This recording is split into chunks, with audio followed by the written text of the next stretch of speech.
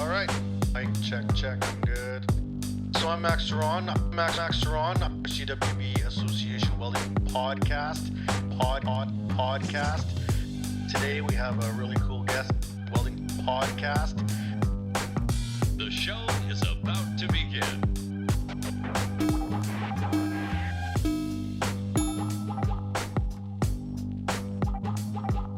Hello and welcome to another edition of the CWB Association podcast. My name is Max Ceron with you guys as always, here to have another great and informative show. And this is actually one that I've been looking forward to a while because a lot of people have always asked me about the services of this organization and how they operate and how they work.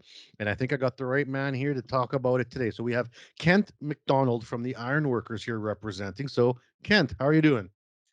I'm great, Max. Thanks for having me on. I'm looking forward to this as well. You know, it's always something that's interesting in my personal experience in Saskatchewan, working in the welding industry. We have a lot of very union heavy jobs and sites, and so I've worked around the ironworkers most of my life. I've permitted with the ironworkers as well, which we'll talk about later how that works. But I've never been a paying member, so that's I think we're gonna have a lot of questions that'll come up during our conversation that I think people would be really curious about. Yeah, it's very interesting, and yeah, I'll get to that later as well. But it was kind of unknown to me for many years. Well, let's start at the start, as we always say. So, Kent, where what do you call home? Where's your home turf? My home turf is I'm going to say Ottawa. We're part of the city of Ottawa. Live out in a rural community just outside the outskirts. So, And are you from there? Were you born there from that no, I area? was I was born in Edmonton, so I'm a Hmm. Alberta native. But we moved to Quebec. So we moved to Montreal back in the 70s. My dad worked for the railway and he got transferred out there and stayed there for 30 years. So I pretty much was born and raised in Montreal in a small English speaking West Island part of the island. That's kind of where my roots are. And most of my family's Maritimers are all from PEI, both sides of my family. So your family's got some pretty good Canadian representation there. Yeah, yeah. you And right from the east to the prairies. Good. yeah, pretty much got it covered. And so yeah, now I've been in this in Ottawa now for almost 20 years to the day. I think sometime in July we moved back. So yeah, 20 years here, and it's gone by really fast. Wow, that's awesome.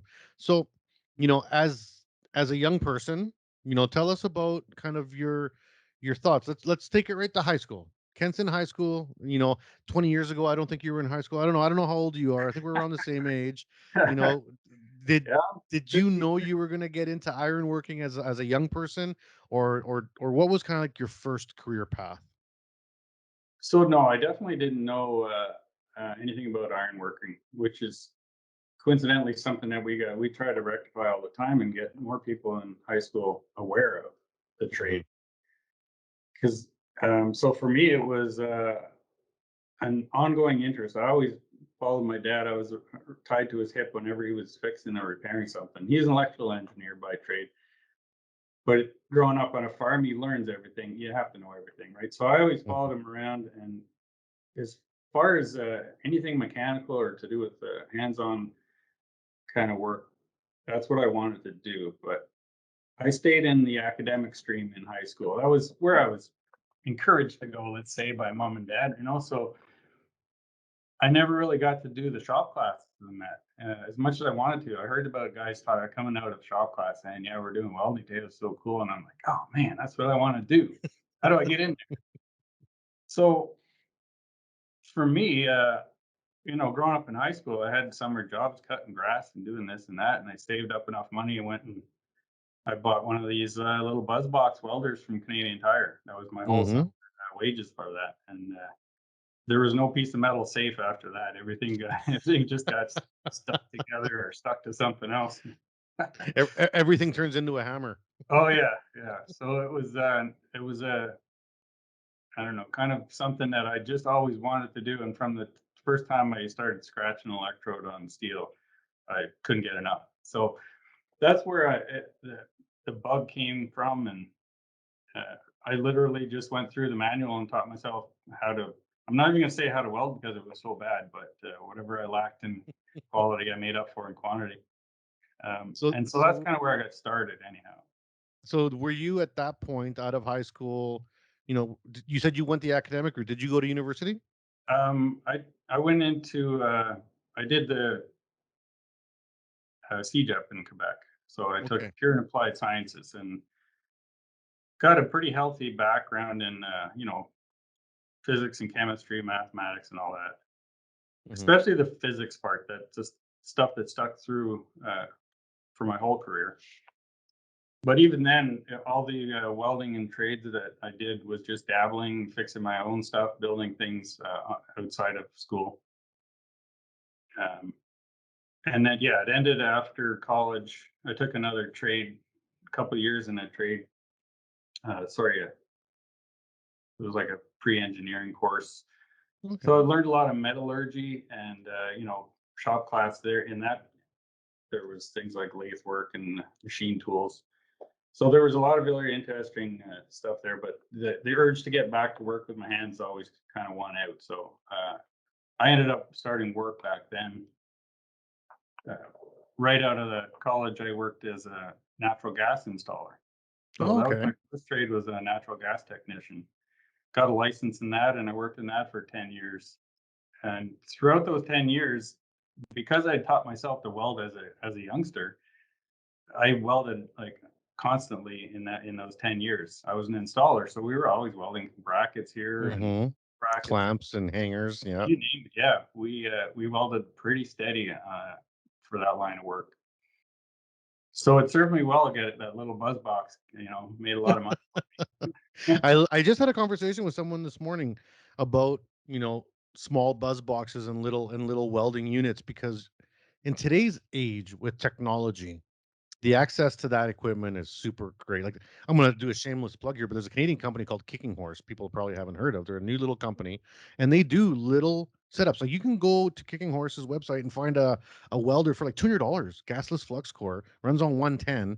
And like, a buddy of mine was like, "Have you heard about this company?" I said, "Yeah, I've heard about them. I know a few people that have their welders." And they said, "Is it worth it?" I was like, "That all depends on you. If Yeah, you pull the trigger on this thing a couple hours a day, or 6-7 hours a week, 100% you got your money out of it, because yeah, that's all you need to get started, right?" right. And yeah, and it does. I mean, the learning curve, learning by myself as a kid was extremely painful. But I remember my uncle coming to visit one time, and he was a millwright, and I had welded something together, a little box for tools, and he gave me a pretty good lesson there because he said he looked at the welds. He said they weren't too bad. There was a lot, but he said, you've over welded this. You've got about 500 times more weld than you need, because the hinge is going to fail way before the welds will, even though they weren't very good. So that Hmm. was something that stuck with me right from the very beginning. That there's a lot more to this than just sticking parts together. There's a lot of theory and things that I still got to learn. But Yeah. for sure, it was something very valuable to me. But yeah, if I had a little gasless flux cord back then, man, I don't know. Sky's the limit. Well, and the full cycle now, because I still work with ironworkers lots, and now gasless flux core 052 gasless flux core has come all around full circle, and Yeah. it's getting used tons now, when it Mhm. was like unheard of before. It was like, oh, that's not good stuff. But Yeah. now the wires have gotten so much better in quality. Yeah. Yeah. So, well, let's go back to where you're 10 years in natural gas fitting technician, which, I always need. I want to get a new natural gas line for my barbecue. Maybe you're gonna have to fly out to Regina, but um, what happened? How did you get from there to there? What was the jump? What was the in between? And there was a couple of things. One, I kind of lost. There was nowhere else to move up in that company or in that trade. I Hmm. kind of reached the pinnacle of that unless I went and started my own business. So I decided time for a change. And a friend of mine had a garage, automotive garage, and so I kind of did a reversal, one of many in my career, and I started as a automotive technician. So I did that for 4 years, and again, another trade that relies heavily on welding. And Hmm. they had a MIG welder in that shop, and I quickly became the MIG welder. Anything had to be fixed, it was like, well, I'll leave it and Kent will do it later. So I can't even imagine how many hours I spent welding in that shop. We did everything. We made our own tow trucks. We made, we cut and welded frames together, the beds.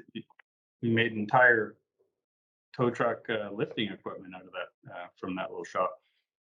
And on top of that, as a mechanic, I was working full time. So that lasted, like I said, about 4 years. And from there, the the idea of working for myself was always in the back of my mind. Hmm. And I'd always welded from the time I was like 14, 15. So when I kind of got the idea that I needed something else, as a mechanic, working in a small shop, you're not getting paid all that much either. So Hmm. there were limitations there. I had a family going, small kids, so took another leap of faith and decided to go out on my own, start my own business as a mobile welder. So borrowed some money and I bought a little gas powered welding machine with a Hmm. generator, little Miller. I forget what they called it, a Pro Star or something, Miller Blue Star, Yeah. and had an old van, and I slid that in the back of the van and just took the job, took myself on the road, and that was kind of the beginning of the real welding career for me because now I'm doing it day in and day out, and it's put money on or food on my table, right? Yeah. So things got That's a little more serious then. Yeah. So at this point, are you looking at certifications yet, or are I, you just a jack of all trades, or had you already decided to go get maybe a couple, like a flat stick or a flat mag or something? at that point, I mean, like I said, I grew up in Montreal, so I had a vast network of friends and people I knew through the garage, through the other business. Hmm. And so at this point, I'm just doing mobile welding. None of it's certified. So a lot of, equipment repairs, Ma- farmers, Maintenance. Yeah. maintenance. Yeah. And wasn't right away, but it wasn't long after that that I looked into certifying myself with CWB. But at the same time, there was another little hitch in the road is that we decided to move from Montreal. I'd only been in business maybe a year and a half when we moved to Ottawa. Problem is now I've lost all my contacts, right? Lost Hmm. my connections. So now I'm New starting, territory. yeah. And that's when that kind of answers your question. That's when certification started to look pretty good to me. So I inquired about that, and it wasn't a great fit for me for the size of my company because I Yeah. wasn't doing anything structural. Still pretty much into the maintenance kind of stuff. A lot of heavy equipment repairs, buckets, resurfacing buckets, hard facing, Hmm. like that. There was a lot of work still, so certification was still on the back burner. Yeah, And and it's actually, not necessary for a lot of work, right? So. no, there's a huge market out there for that kind of stuff. Hmm. And then, so that kind of, that carried on for about 7 years. It did a lot of stuff and a lot of interesting stuff. So like it never really stopped. The certification was not priority at the time, but getting more skills was important to me because there was Yeah, and people who do a the lot of, maintenance gig, the maintenance world, and we've had a lot of maintenance welders on here, and it's a love of mine because I did it for a long time. yeah, It's it's heavy skill set. yeah, You got to learn. Number one, you got to learn how to use all the tools properly, because a yeah, maintenance welder has more tools in his toolbox than any other type of welder, yeah, right? You got come-alongs and you got all sorts of wedges and dogs and straps and, like, I mean, you got to have and half the time maintenance welders will just have a piece of 3/4 inch plate in the back that you have ready to make tools, just in right. case you have to make yourself a tool specifically for on site, which very rarely in other trades you see happen, That's where right. you know and that skill set is amazing. So that Mhm. you can live your whole life in there. Yeah, and it was good, but like I was said, there was a lot of demand for different things other than just what I could do with a stick welder. So one of the things I did was I upgraded to a bigger machine. I got a Miller Trailblazer, doubled the amperage on it, and so it had a lot more power from the generator, stuff like that. So that was a big step because that allowed me to do a bit more variety of welding. There was people calling me for a lot of dock repairs, and a lot of those are aluminum, right? Aluminum, yeah. There was quite a few um, just miscellaneous calls for aluminum fabrication, or some people are looking for prototypes. I remember one guy, he wanted something for a sailboat, and this had to be stainless. He was looking for a custom thing that he couldn't find. He had to make it. Mm-hmm. So what I did was I went and I bought, or I paid for a course, and I took a TIG welding course. Oh, good. Where Um, at? Just like at a local community college, or that was Canadian Welding Skills in Bridgenorth, okay? in Ontario. Now I wasn't a complete newbie with TIG welding because the high school that I went to, um, it's kind of a a full circle thing. They sold their old welding equipment to a guy that lived near me where I used to work in that garage, and he knew the garage owner.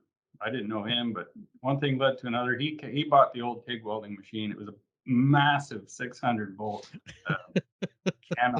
The thing was like the size of a smart car. So he bought it from the high school. He stopped into the garage one day and said, "Yeah, I'm looking to sell this. Do you know anybody?" And he thought, "Well, Kent just moved to Ontario. He's got a business." So he called me up.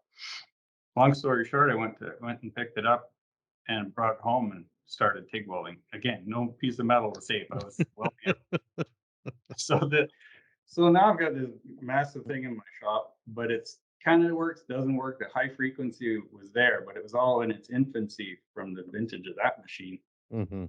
So a lot of that was, I'd learned to scratch start, and but I wanted more, and I wanted to know more. So I took that course. It was only a week-long course in TIG welding, and right away, you know what stood out to me the most about that, if I go back to teaching myself to weld in my garage, is that I wish back then that I had taken some instruction, Yeah, because the learning curve is completely different, right? And there's no it is. frustration because now you're learning and advancing quickly. Whereas back then, oh my God, it was just it was a nightmare. And it's hard to figure out what you're doing wrong. Yeah, yeah, you have no feedback from anyone, right? So there you go. Then I had ended up with a TIG welding skill and no TIG welder. So this So is back to where, the store. yeah, this is where my other vice of tools of purchasing comes in. So I had a machine that could run. I could do some DC TIG welding on my gas welder. So I did some railings and stuff like that. All the while, the business is growing a little bit, but at that point, that's right around the time I started looking into getting CWB certified for my business. Mm-hmm. And I guess, I don't know, to cut to the chase, I never did get certified. It was fairly expensive. It was cheap then compared to now, but there wasn't a big enough income for me. I wasn't doing any structural. I would have had to get into it to justify the cost. Yeah, yeah. You weren't at that scope of business that required it, right? Right. But when I was at that TIG welding course at Canadian Welding Skills, he said, "You want to try a test plate, the CWB test plate, just for fun?" And so I said, "Sure." And so he showed me how to do it and how it's set up. He explained a little bit and said, "We're weld that." And like I'd never had any stick formal instruction at that point. And so he looked at, well, and we did grind it and bend it, and Mm. it passed. But I think it wasn't a flat. I think it was a horizontal we did. But the thing is that got me thinking that, you know what, now that I've done this, now I should go back and take a step back and get my stick certification. Mm-hmm. But that came a few years later. Yeah. Work gets in the way sometimes. Absolutely, yeah, work and Mhm. home life, you know, you got a lot of Mhm. stuff to do. And so where were we then?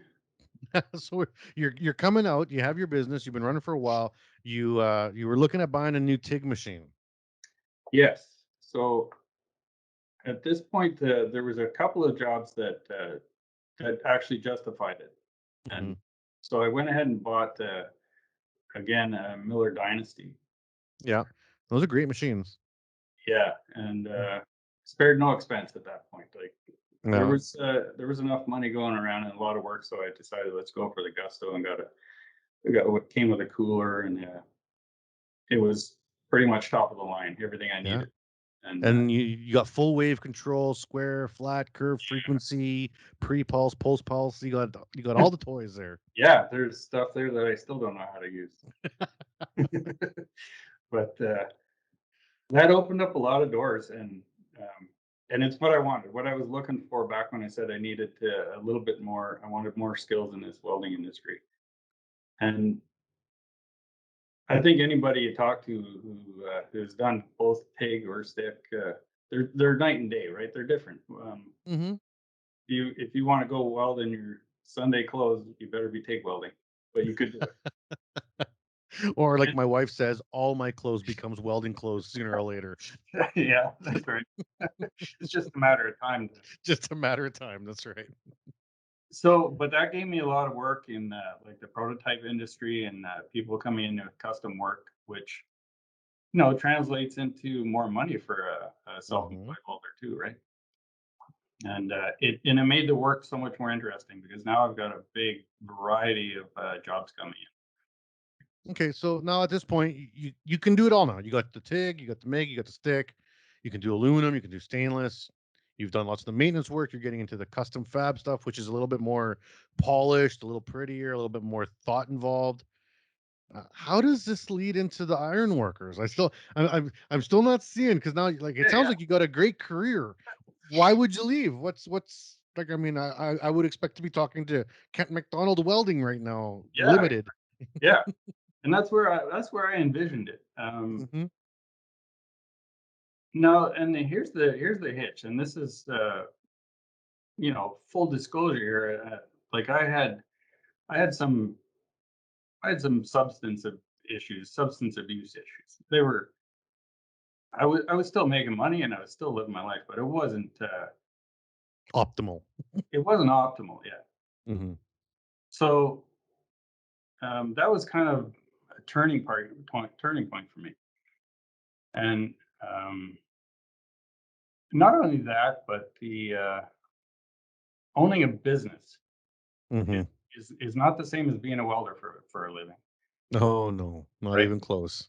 And this goes back to again what I was saying about getting help and asking for instruction and stuff. Is that I wasn't I'm not good at business.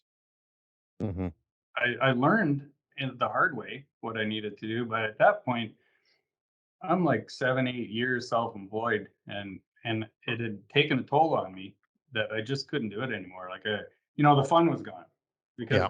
if you're chasing down people that pay or contracts that, and I was pretty lucky most of the time. It was good, but it takes a toll on you. And the kids were starting to get older, and they're into stuff. So that was a turning point again. I took another 90-degree turn, and I shut down the business, and I started working as for another guy that I knew who had a landscape business. So I went and got a class 1 license to drive a heavy rig, and I was their driver, mechanic, welder, Repair septic guy. installer. Yeah, anything that broke, I fixed. Hmm. And driving dump truck, driving tractor trailers all day, heavy equipment. And then eventually, I was a full time operator and driver. Hmm. So that was a complete 180 from the welding trade. But there's a massive amount of welding in there too. Like over 4.5 years with that company, rebuilt one of their flatbed trailer. They had a drop deck for moving equipment around, and that thing had been fabricated by somebody many, many years prior to me getting to it. And this company luckily they had invested in a really nice Lincoln wire feed, and I put that thing through its paces as well, Good. nonstop. And so now I'm in a different trade again. Did that for, like I said, 4 years, and took another decision to switch a little bit. And I took a job uh, for a mining company here in Ottawa. They're big. They're into everything now. But at the Hmm. time, I was hired on as the assistant superintendent at the quarry division, and I spent about a year and a half there, and it was a really good job, and I was enjoying it. Don't get me wrong, but there's no more hands on. Now I'm just a You're at a supervisor desk. Yeah. management position, right?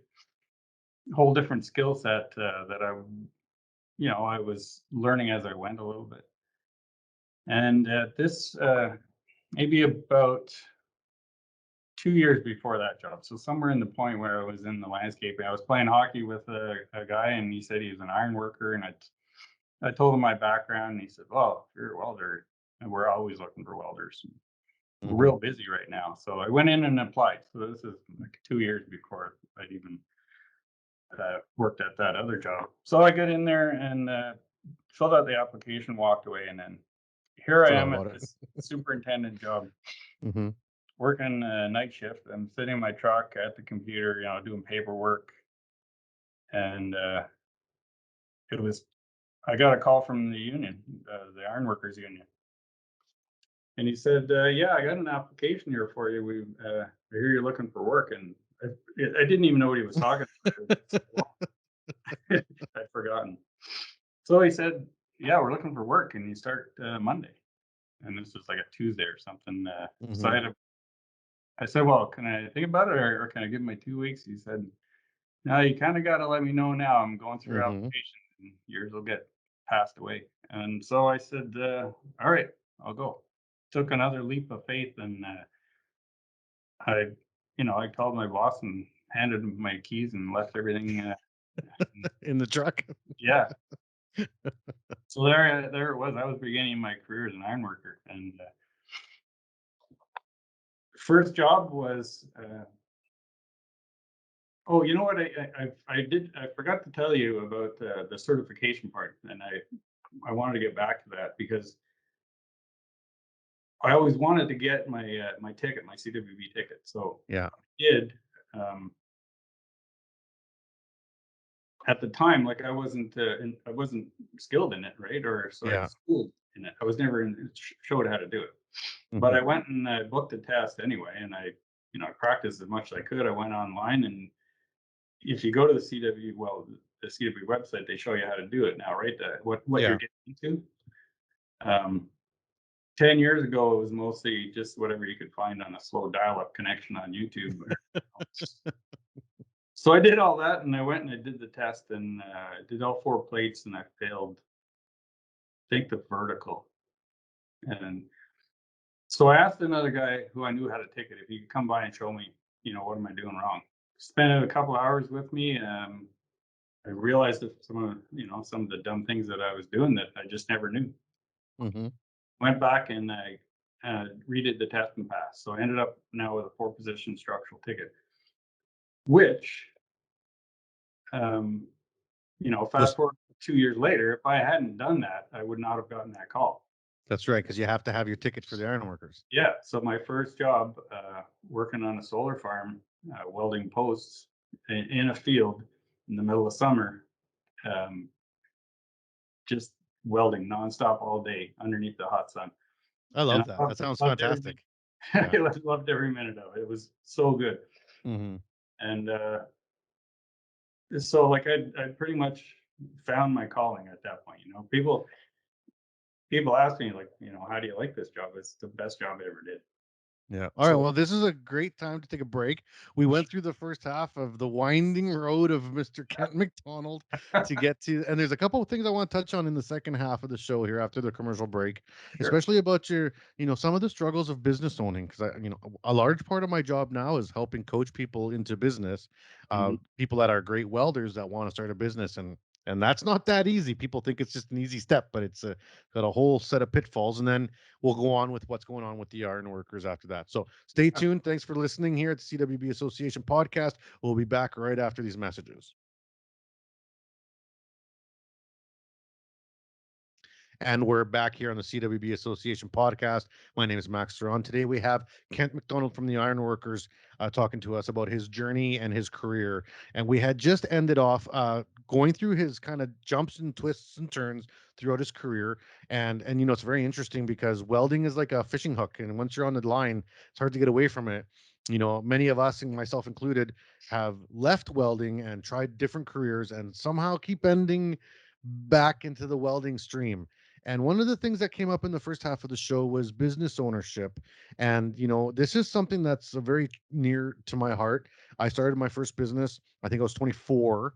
And at 27, actually, I had a fairly large company. And after running that for almost 7 years, I walked away from it with basically nothing to show for it because running a business as a young person makes a lot of money, but you have no idea what to do with it.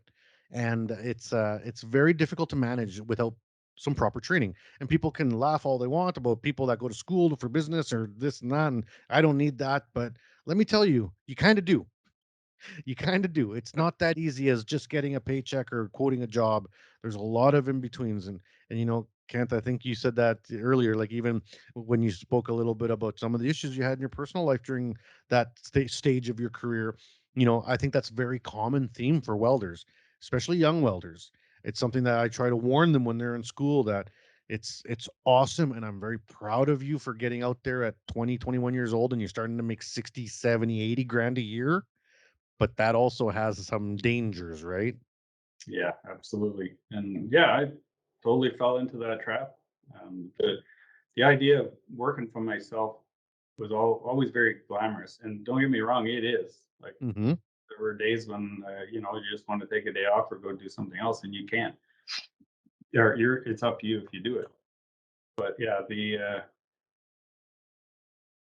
you're right about the strain of running a business, and that's really what got me in the long run. So it it took a toll emotionally and physically, and yeah, I turned to alcohol pretty much at the end of my day. And um, fortunately, I kind of walked away from that scot free. Didn't lose anything. Didn't lose my business. Didn't lose my house. Didn't lose my family. So but I'm one of the lucky ones. So running a business for me was um, just not what I was cut out for.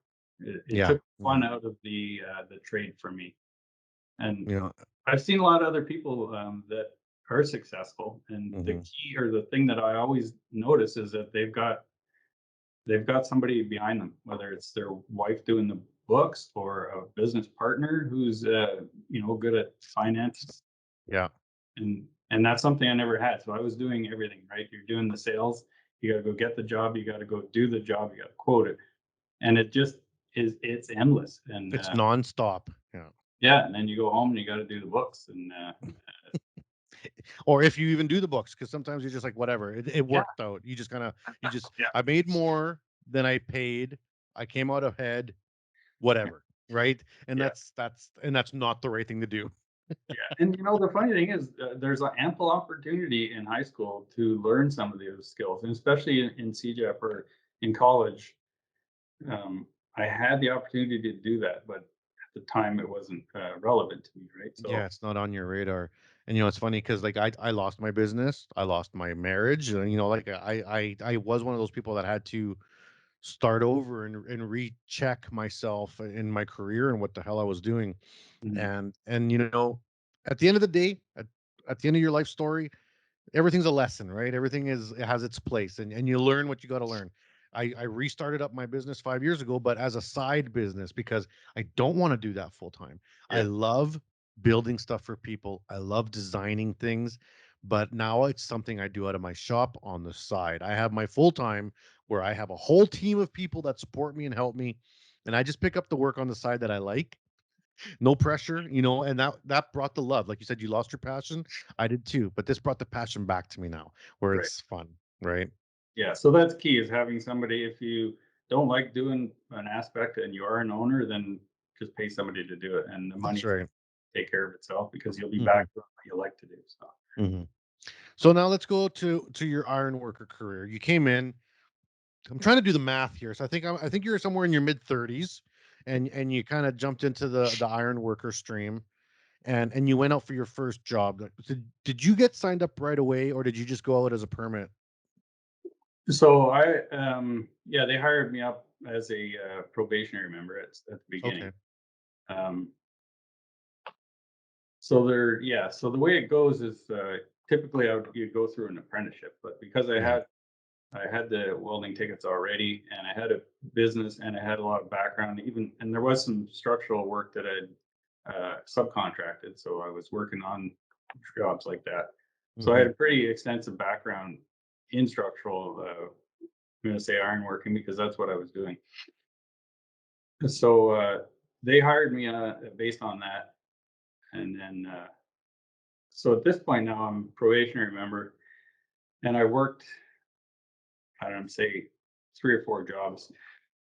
Just a quick outline on how that works. Like I go Yeah. to work for a contractor, right? As a member of the ironworkers, I go to work for the contractor. The contractor hires me, pays me. Once that job is finished, then they laid me off. So I called the union hall back and said, "Okay, I'm done this job. I'm put me on the out of work list."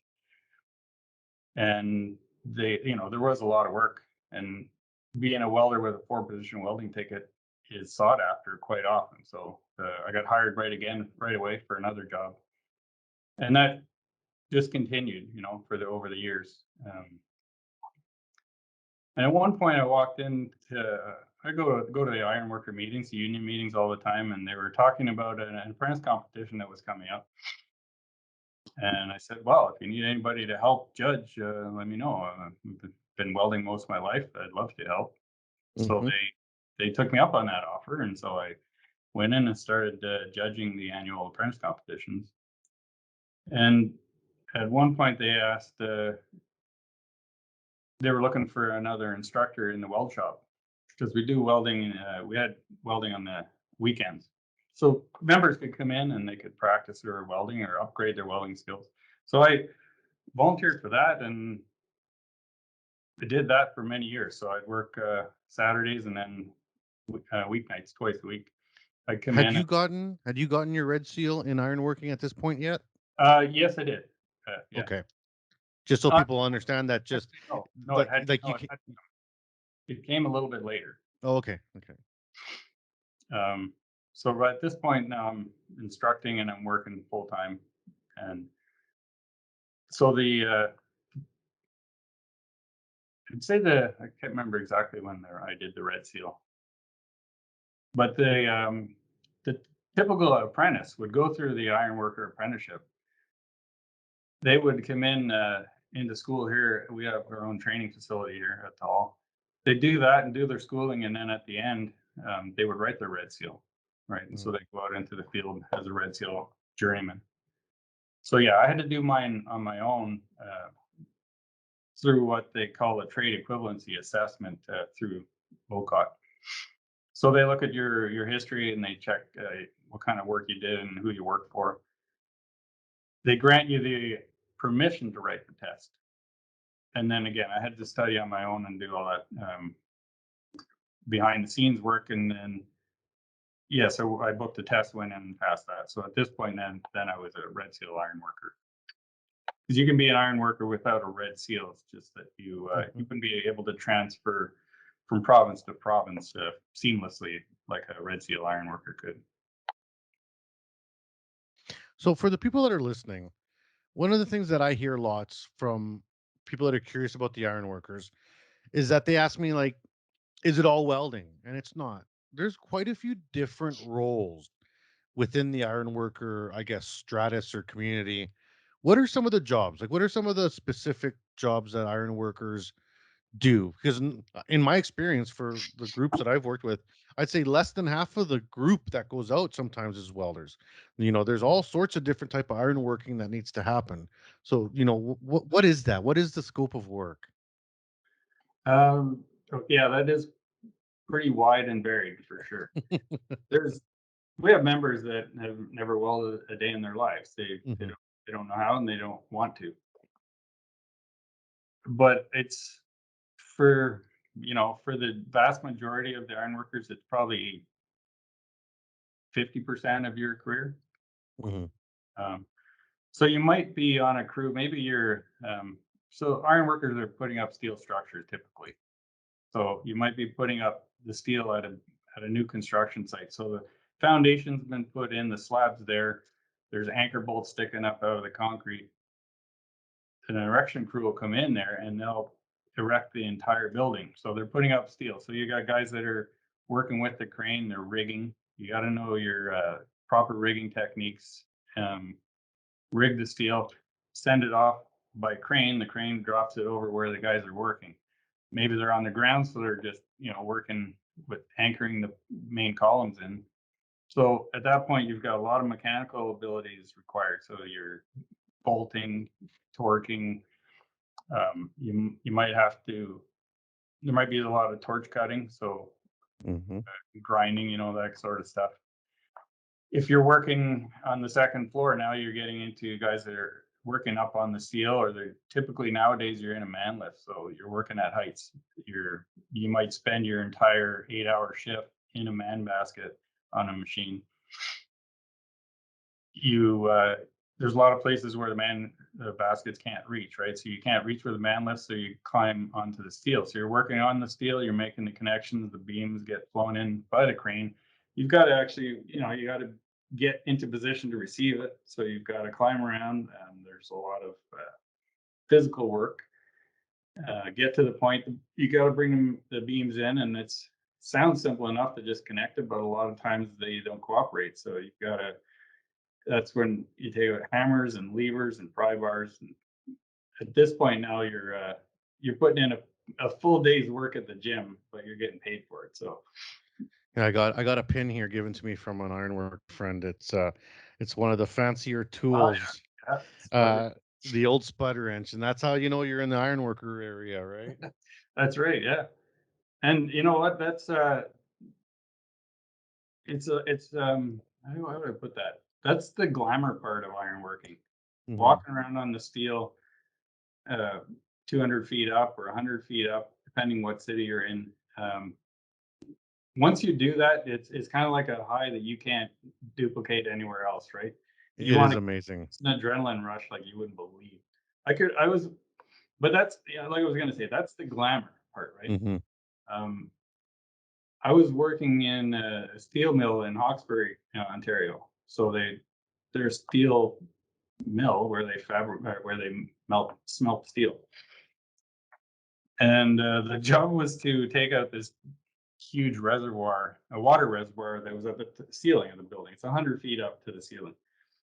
And we had to cut this thing up into little pieces and drop it down by winch. And I'll tell you, that was not the glamour part of iron, because there was about 1.5 foot of this accumulated steel dust that had grown over 50 years. Mhm. That's just pretty much covered us. We looked like coal miners. And Mhm. but it was one of the most fantastic jobs that I ever did. It was so much fun. You're standing on a 4-inch I-beam, 100 feet in the air, and cutting pieces by torch. We, shackle them. So using come-alongs to stretch them over to where you got to drop them through. Yeah, so they don't pop towards you, push Yeah, you yeah, off. Yeah. yeah. So this is where you're using all those ironworking skills, and you have to be well-rounded as an ironworker. You can't, like you said, you can't just go in and weld. Um, and and that's where a lot of my background came from, right? I was doing a lot of stuff as an installer, working in factories, learning how do I get a natural gas unit heater 80 feet in the air, you know, like a lot of times we literally use chain blocks to bring stuff into position. Um, but anyway, yeah, I mean, that was so much fun. I can remember clear as day looking down, standing like, when you get up on the steel like that, you get used to it after a few minutes, right? Or Yeah. depending if you've never done it before, it takes longer, but it comes back to you quickly. And before long, you're just walking Moving around. around. Yeah. Yeah, like you're on the ground. But it was so to answer your question, what are the other skills? There's you could be bolting. Maybe you're on a bolting crew on a big job. we put up an Amazon building here not too long ago. One of our signatory contractors, Eric Lemire, he put this building together with union iron workers in record time. Like everyone said that can't be done. It was a really tight schedule, but he had dedicated crews for every aspect, right? So you might be on a bolting crew where you're just going around, the erectors are putting in enough bolts to keep the beam in place or the columns. And then you come around, you fill up all the holes and with bolts, and you'd have another detail crew might come around later. You might be just torquing, maybe that's all you do all day is torque bolts. Anything from a 3/4 inch bolt that you can tighten almost by hand up to 2-inch, 3-inch threaded rods that need to be torqued by hydraulic torques. Which are not light. No, again, there you go. You're getting paid to go to the gym at that point. Yeah, they're heavy machinery all day long, and people don't underestimate the skill of torquing bolts. It can be screwed up very easily. Yes. Right. Yeah. So Yeah. So and there's another aspect of ironworking, which is like it's called like just miscellaneous metal. So you might not be putting up the structure, you could be putting the fire escape together. So you're working in a shaft in a concrete building, putting up the steel staircase, which again, relies on a different skill set. You've got to be able to think, how am I going to get that piece lifted? So you're drilling anchors into the ceiling, many floors ahead and dropping down chain falls, and just doing handrail in the staircase is another skill set, right? So you've got to be able to weld it together, first of all, without blowing through the steel tubing. So you've got to have pretty good control of your arc.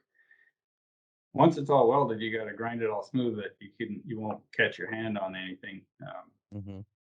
And then the staircase itself, it's very they don't go together easy either. There's a lot of pulling and jacking. yeah. Cranking. And well, there's a handrail ticket now. I mean, when I first started welding, there wasn't a handrail ticket. Yeah. Now there's a handrail ticket. So like, I mean, that's gotten serious now. Yeah, absolutely. Yeah. And we did a job or one of the jobs I was on was downtown. Like I'm fortunate to live here in Ottawa, so we got to work in the Parliament buildings, which They're man, pretty like, historic, right? I don't know how much time you have, Max, but yeah, we did some really, really cool stuff. You're right, it's a historic building, but we put in a spiral staircase that was 3 pieces, 16 tons each, I think it was. Oh wow. And so you got to get that thing off the street. We're using turfers and come-alongs and chain falls, forklifts. We had to build ramps. Whatever it takes. And then get it into place. But what I was going to say is, so I mean, that's all ironworking stuff that I was kind of used to. But part of our trade or scope of practice is glazing. So it fell into our scope of work to do the glass handrail. So it's curved glass all the way around this spiral staircase. And installing that glass was a whole different set of challenges that I'd never seen before. Like, oh man, I'd be nervous around glass. I'm pretty clumsy. Right? Yeah, and I think we lost one piece, and it was not anything we did. It's just there's a lot of tension. Like they don't come in, they're all computerized designs and stuff. But yeah, just installing glass itself on that project was huge. But on that same renovation at Parliament, they totally enclosed a courtyard. I think it was about 120 feet square, self-supported skylight. Wow. And that thing just blew my mind how much engineering there was behind the scenes in my trade. That honestly, I don't even know where to start. It was you could Google that. I think you can find it on. There was some video of it being erected, and so we were. I think I've covered the bolting, the steel welding, the glass work, ornamental iron. There was a lot of ornamental work down there too, which that can range anywhere from like brass work, stainless steel. We did actually a lot of stainless steel handrail in there. And then you could spend your whole career as an iron worker and never do any of that. You might be just doing shutdowns. So Yeah. you go to a shutdown, like you're familiar with this, right? So Yeah. uh, a plant needs to shut down for maintenance and fix some of their machinery, and they'll say, they'll get a contractor and they'll say, I need 50 iron workers, or whatever it is. And you got 10 days and go. Yeah.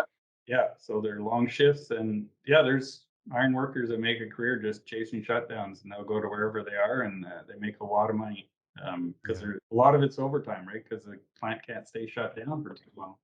Yeah, So I made a career out of summer shutdowns for a while. Just go out and pick up 2 or 3 shutdowns back to back, and that'd be, $20,000-$30,000 in my pocket for the summer. Then you take the right. next month off in Mexico, right? Like, Yeah. Yeah. and you run into a lot of iron workers in Mexico. Yes. Absolutely. Yeah. And that's And a different kind of work too, right? It's not. it is. It's usually a lot dirtier, but it's still pretty satisfying. I gotta say. I have great relationships with ironworkers. I have friends who are lifelong ironworkers, and there's a lot of jabbing back and forth between the trades, right? Like there's a lot of, like, these guys are dumb, these guys are smart, these guys are lazy. It's always that talk. Yeah. But I'll never forget being at a shutdown at a mine in northern Saskatchewan, and there was only one entry shaft through the roof to bring material in and out, and a column had to be replaced. And so they sent me up with like 4 other guys, and they're like, I was the welder. I was in on permit.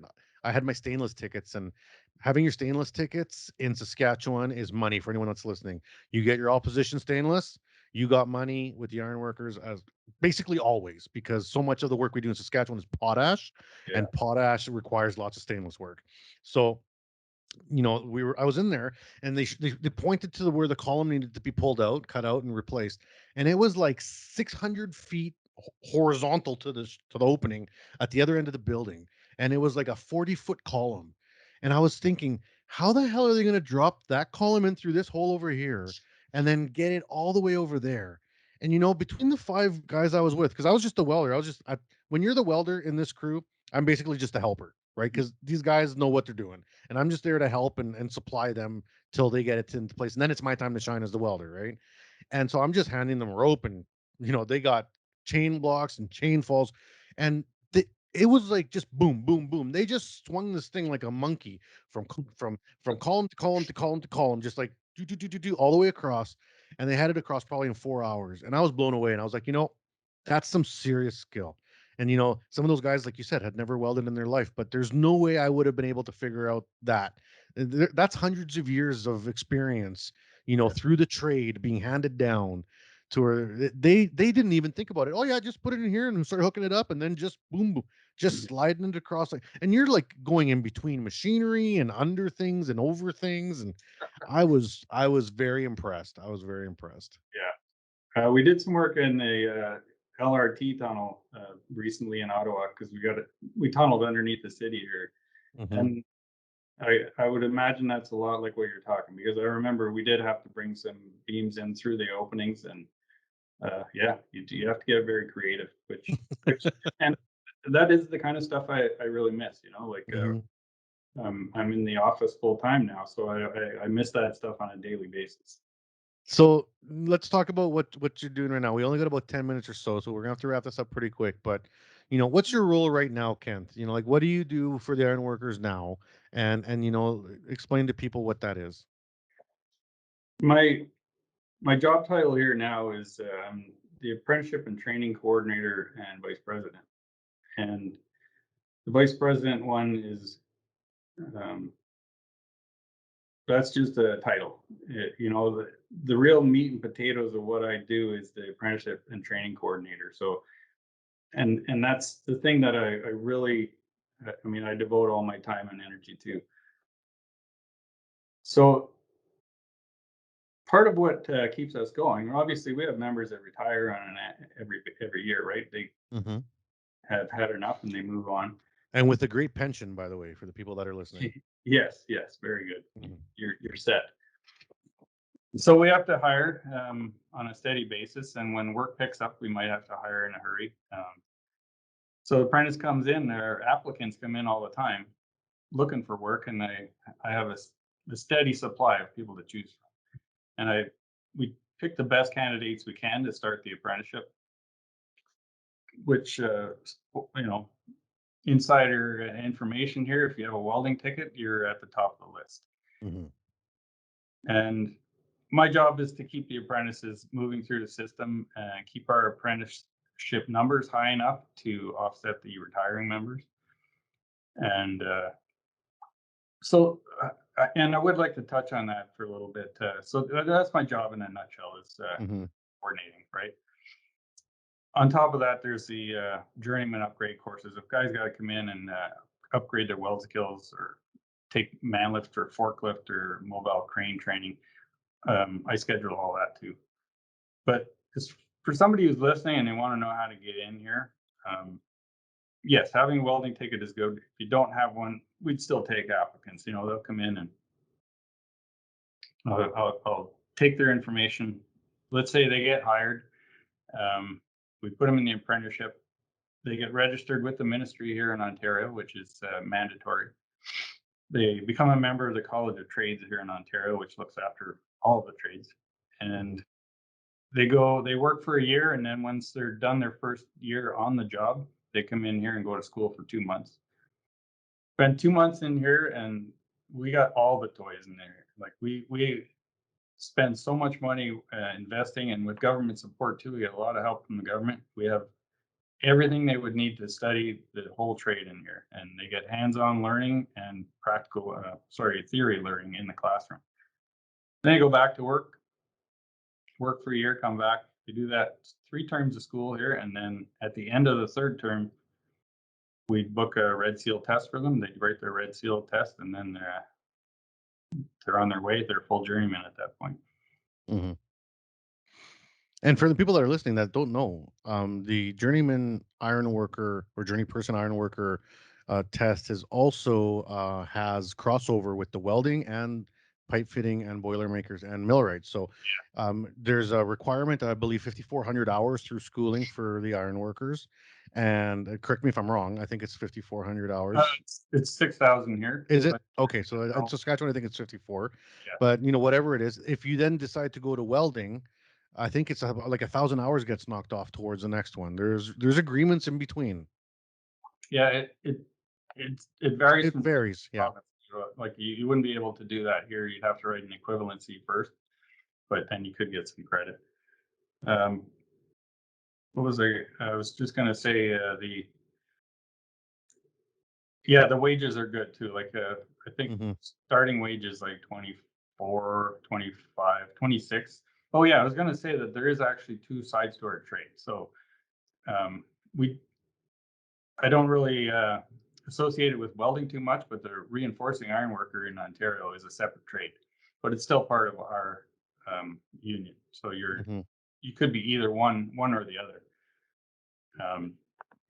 And the reinforcing iron worker is a little bit different. It's only a 2-year apprenticeship, not 3. Okay.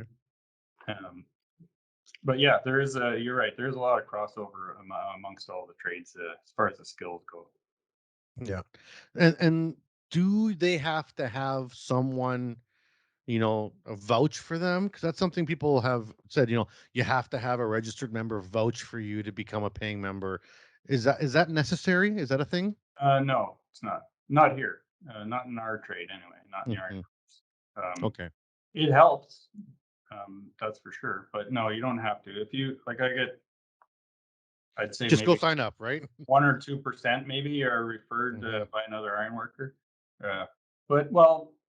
Yeah, you just have to come sign up. Yeah. Not sign up, but apply. Apply, right? Yeah.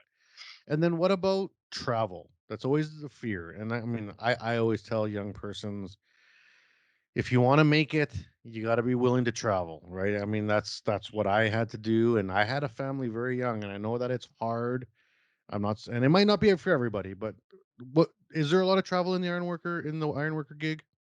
You know what? That's almost a regional question, Mm-hmm. because if you ask me here in Ottawa, I guess I should clarify or ask you to clarify what do you mean by travel? Because you could be going out of town. Like where you got to stay in a hotel or stay in a Yeah, camp. right. So in Ottawa, for example, there's not that much. All our work is you know, it's a big city, but it's a small town. So it's really Mhm. you're pretty much just confined to one particular area. But we also have our territory goes all the way up to Petawawa. So let's say you might be driving. I think the most I drove was about an hour and 3/4 a day each way for a job. Mhm. But that's for one job. Once it was over, you know, my next job, I was 20-minute drive. I spent about 4 years working just in the downtown core, which for me was a 25-minute drive. If you Now, if you want to talk about booming out, like let's say it's work slow in whatever city you're working out of, and you're a red seal and you can go work anywhere else, then yes, Mhm. travel is in your future. But for them, and you can pick and choose, right? That's right. If the business agent calls you and say, I got a job, it's a 2-hour drive. There's no board, so they're not going to pay you to stay. They're not going to pay for your hotel. Mhm. So that means you got to drive. They have stipulation. They do have to pay travel money, depending how far away it is. The farther it is, the more you get until you get to a certain point of distance, and then they have to pay you board. So depending how far it is, you most iron workers start off when they make a lot of money, they buy a truck, and then they realize they need a car with better fuel economy. So that's kind of the trend. I had a Fiat, a little four-cylinder Fiat, and I got made fun of, but man, I in Saskatchewan, there's a lot of travel because we're spread out over a low Right, population, right? We're a right. big province with small centers. So our mines and our field offices are all over the place. So very often you got to go camp or you got to do hotels, and it'll be even from the hotel sometimes it'll be another hour of driving from there.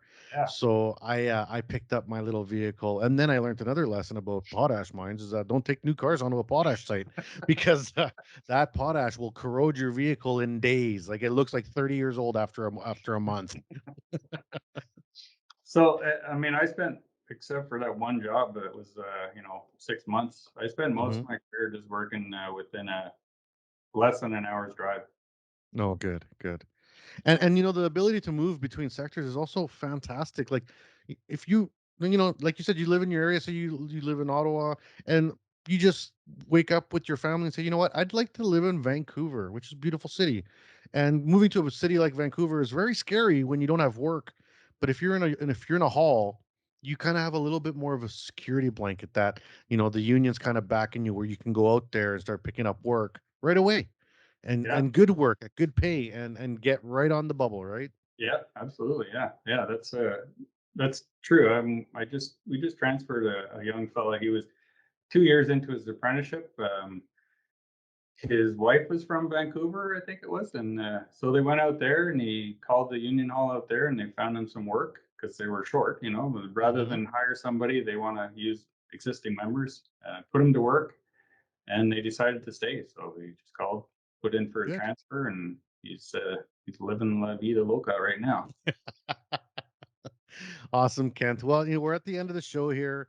It's something that I always ask every guest. I'm going to ask you, as in your life through your career and now where you are now, if you were to sit down a room full of young men and women or any, I guess, an identification in front of you of 30 people, and they all looked at you and said, what's the advice you would give us? What advice could you give this group of young people starting out a career to have them be successful as an iron worker specifically?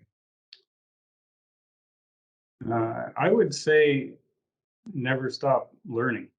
You know, whatever it is that you come into the trade with, that might get you in the door, but you've got to keep up in the game, keep learning more, take whatever courses you can, whether within the union ironworkers environment or even just reading up on it on your own, but get more skills, because the more Hmm. skills you have, the more employable you are. Um, just take the welding ticket, for example. If you've got one ticket, you're more employable than the guy without any. If you have two, if you have three, and so on and so on. My daughter's got three different welding tickets right now, and she's a brand new journeyman. She just got her red seal, but that makes her more employable than guys that have been ironworkers or girls that have been ironworkers for 30 years because she's got more welding tickets. So they can, and more pay too. yeah. And so, it's all about keeping your skills upgraded and learning more. I think that would be the advice I'd give them. Awesome. Well, for all the people that have been listening and you're interested in joining the Ironworkers, you can always check them out online. They got halls across Canada. Each one has their own representative training centers. They invest a lot into education. There's a lot of beautiful training centers across Canada and different programs. So don't be shy. Reach out. You can also follow us on social media. Kent's information will go up, and whatever information he asks us to put up for him, we'll have a link to the podcast. And take that step. It's a good career, and I've had great luck with it. And I hope that the CWB Association can do lots going forward with the Ironworkers. I know that we've been talking to you guys about some, cross training, programs that we're looking at. So hopefully we can really team up, because we need to get that integration in. And the Ironworkers represents a lot of welders across this country, and we want to be there helping you guys out too. Yeah, I appreciate that. Yeah, so we have a great relationship with CWB. I mean, we're a CWB test facility here, so we're heavily involved, and yeah, I look forward to that. I know I talked to somebody about the training, the Acorn, I think it is. Mhm. So yes, lots of work to be done in the future. Yeah, no, we got lots coming up, and it's gonna be lots of fun. So thanks everyone for tuning in. Make sure you keep downloading the podcast. We're still sitting good. We've got lots of viewership, and we're gonna keep pumping the shows out. We are planning on taking a little bit of a break over the summer, where we might just do some reruns, because you know what? Sometimes I need a holiday too. So we'll, but I promise it won't be for too long. For all the people that were attending at EdCon that just went by, Educators Conference, thank you. It was a fantastic event. We had lots of people sign up. A lot of people came out. The speakers were great, and the prizes are still rolling out, thanks to the vendors and the sponsors in that. So, Kent, thanks for your time again, and we'll talk soon. It's my pleasure. Thank you. Awesome, and thanks everyone. Keep tuning in. We hope you enjoyed the show.